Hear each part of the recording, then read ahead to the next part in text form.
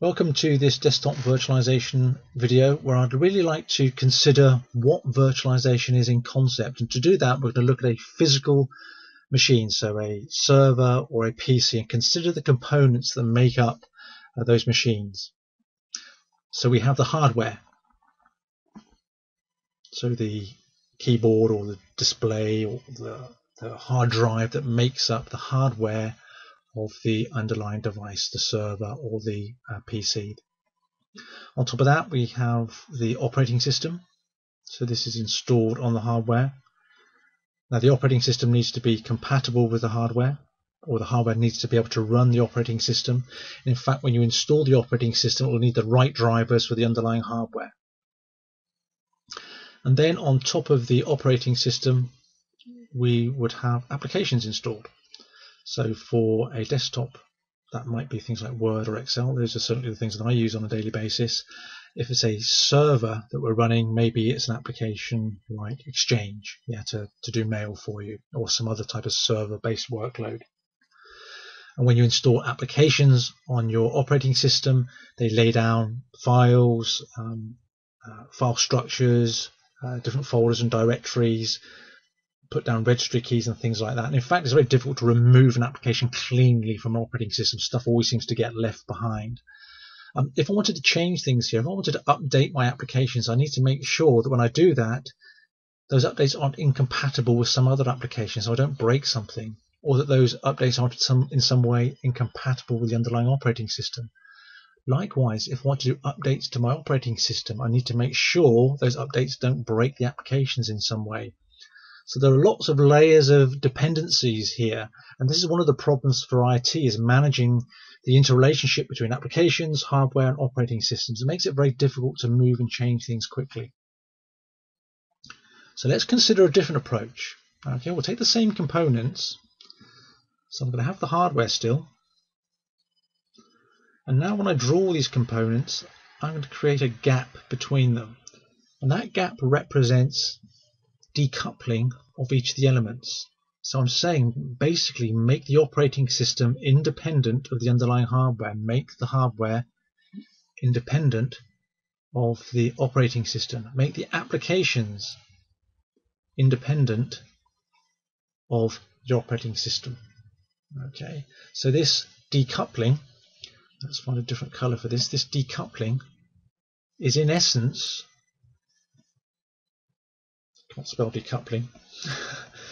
This decoupling in essence is what virtualization is. I can decouple here at the hardware operating system level. I can decouple here at the application operating system interface. So this would be application virtualization. And this would be server or desktop virtualization. I'm decoupling the server or desktop OS from the underlying hardware. I'm decoupling the applications from the underlying operating system. Okay, if you're familiar with a server virtualization, that's got the physical server, hasn't it? So you've got the hardware, and you'd have a hypervisor here. You may be familiar with that term, hypervisor.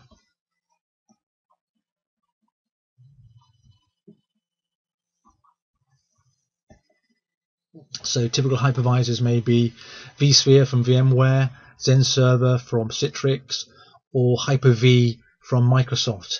And when you're dealing with server virtualization, you'd have individual virtual machines running on top of that hypervisor, which are running, this could be Windows Server.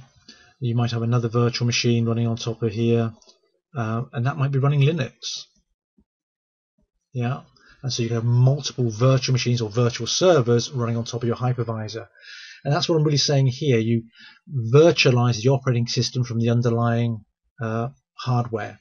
I've often done with the hypervisor, not always done with the hypervisor, though. There are other ways of doing virtualization, but I thought you might be familiar with the concept of a hypervisor. And virtualizing the applications, there are several ways of doing that as well. You might want to host the applications or use some packaging like Microsoft's App V to virtualize the app or decouple the application from the operating system. I don't really want to go into those sort of details at the moment, but really just consider what we're talking about here, moving from this traditional way of doing desktops or servers to a virtualized approach where we decouple here at the app OS level and at the OS hardware level. Okay, now that brings certain advantages. Each of these layers now can be managed, updated, patched, etc. independently.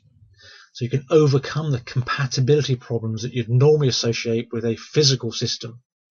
And it makes changing much easier, so I can change my OS much more easily, or I can do that much more quickly. So here, if I wanted to move from, let's say, XP to Windows 7, well, what would you normally do? You'd normally wipe the hard drive, install Windows 7, and install your applications back on top of the new operating system. And there you need to be careful because those applications may not be compatible with Windows 7. So you've got all sorts of problems could happen here. But here, if this was XP originally, and I wanted to move to Windows 7, well, I just changed this image. Independent of the applications, independent of the hardware, can do it really quickly.